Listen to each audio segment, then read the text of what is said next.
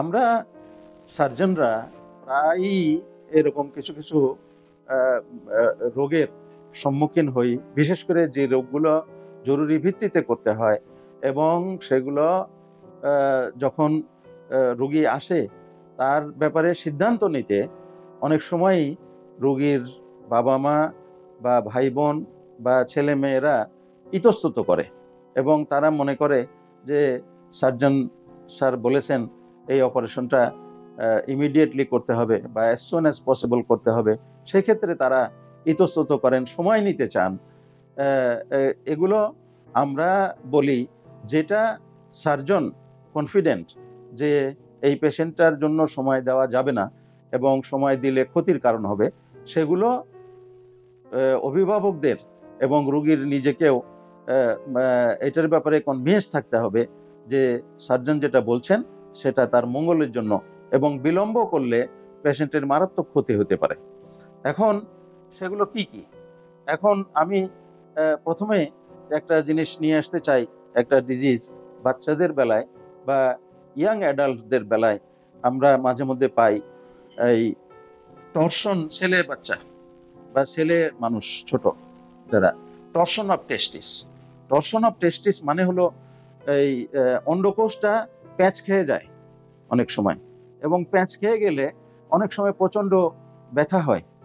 এই ব্যথা নিয়ে বাচ্চা মায়েরা বা ছেলের মায়েরা, বাবারা, গার্ডিয়ানরা তারা আসেন। তারা আসলে পরে সার্জন এক্সামিন করে এবং আনুষঙ্গিক তৎক্ষণাৎ কিছু পরীক্ষা নিরীক্ষা করে যদি সার্জন সিদ্ধান্ত নেন যে হ্যাঁ এটা টর্শন টেস্টিসই হয়েছে, তাহলে এটাকে আর কাল বিলম্ব না করে তৎক্ষণাৎ অপারেশনটা করে ফেলতে হবে। না হলে কি হবে? না হলে ওই যে অন্ডকোষটা প্যাঁচ খেয়ে গেলে অন্ডকোষের নিজস্ব একটা রক্ত সাপ্লাই আছে যেটা দিয়ে অন্ডকোষটা বেঁচে থাকে। আমাদের সারা শরীরের প্রত্যেকটা অঙ্গ প্রত্যঙ্গই রক্ত সরবরাহের মাধ্যম দিয়ে অক্সিজেন পায়, নিউট্রিশন পায়, এবং এই দিয়ে আমাদের সমস্ত অঙ্গ প্রত্যঙ্গগুলো বেঁচে থাকে। সিমিলারলি অন্ডকোষটাও যদি প্যাঁচ খেয়ে যায় তাহলে ওর যে রক্ত সরবরাহ, এই রক্ত সরবরাহ বন্ধ হয়ে গেলে অন্ডকোষটা ডেড হয়ে যাবে। এখন এইখানে তারা যদি বলে যে না সার্জন, আমার ছোট বাচ্চা মাত্র 2-3 বছর, 4 বছর, 5 বছর বয়স, এখনই আনলাম আর বলতেছে যে যত তাড়াতাড়ি সম্ভব অপারেশন করে ফেলতে হবে, তখন হয় সময় নিতে চায়, ওয়েট করে দেখি, অথবা তারা অন্য আরেকজন সার্জনের পরামর্শ নিতে চায় যে উনিও কি একই কথা বলেন কিনা দেখার জন্য। এই করতে করতে কাল বিলম্ব হয়ে দেখা যায় যে টেস্টিসটা, অন্ডকোষটা ডেড হয়ে গেছে। এবং একবার ডেড হয়ে গেলে তো এটা জীবনের জন্য লস্ট হয়ে গেল। এই যে কাল বিলম্ব, এই কাল বিলম্ব তাদের মোটেই করা যাবে না। এই প্রসঙ্গে আমি একটা কথা বলি। তারা অনেক সময় বলে যে আচ্ছা দেখে নেই, একটু ওষুধ দিয়ে দেন, ওষুধে কোনো উপশম হয় কিনা, ব্যথার ওষুধ। কেউ কেউ হয়তো বাচ্চার বাবা মায়ের জেদাজেদিতে ব্যথার ওষুধ দিয়ে দেয়, ব্যথা উপশম হয়ে যায়। তখন তারা মনে করে এই তো ভালো হয়ে গেল, এই তো অপারেশনটা এড়ানো গেল। কিন্তু এটা একটা ফলস বিলিভ, মিথ্যা বিশ্বাস। বা বা বা এই বিশ্বাসটা সঠিক নয়। এই সঠিক বিশ্বাস নয়, মিথ্যা মিথ্যা ফলস বিলিভের কারণে তার টেস্টিসটা থেকে ব্যথাটা কেন চলে যায়? চলে যায় যখন টেস্টিসটা ডেড হয়ে যায়। যে অর্গানটা ডেড সেটাতে তো ব্যথা থাকবে না। তখন বাবা মায়েরা কনফিউজড হয়ে যায়, এই তো সে ভালো হয়ে গেছে। এই যে জিনিসটা, তার মানে ভালো হয়ে যাওয়ার ফলস বিলিভের কারণে ওই বাচ্চার অন্ডকোষটা সারা জীবনের জন্য লস্ট হয়ে যেতে পারে, এবং এটা তাদের এই ক্ষতিটা আর কোনো কিছুতেই সে পোষাইতে পারবে না। এবং এই জন্য আমি নিজে প্র্যাকটিস করি এবং এটাই স্ট্যান্ডার্ড নিয়ম। সব সময় ব্যথা নিয়ে আসলে তাদেরকে রোগীর রোগ ডায়াগনোসিস না করে ব্যথার ওষুধ দিয়ে ব্যথার উপশম করাটা কোনো চিকিৎসা নয়। তাতে তাদের ক্ষতি হয়ে যেতে পারে। তাদের রোগ ডায়াগনোসিস করতে হবে এবং অপারেশনের প্রস্তুতির জন্য যে সময়টুকু, এই সময়টুকুর জন্য ব্যথার ওষুধ দেওয়া যেতে পারে।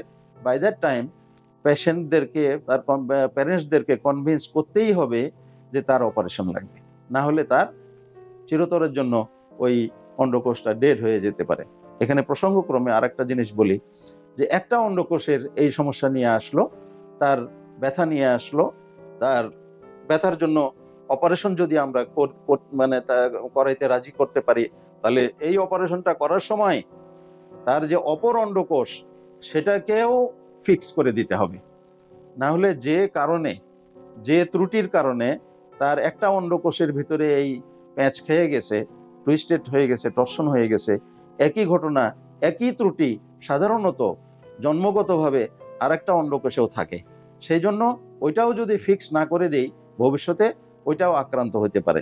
সেই জন্য আমরা যখন একটা অন্ডকোষে এই টর্শন নিয়ে আসে, তখন সেটার যখন চিকিৎসা করা হবে, সেটাকে তো ফিক্স করেই দেওয়া হবে, সাথে সাথে অপরটাতে যেন এই একই সমস্যা ভবিষ্যতে উৎপত্তি না হয়, তখন সেটাও করে দিতে হবে।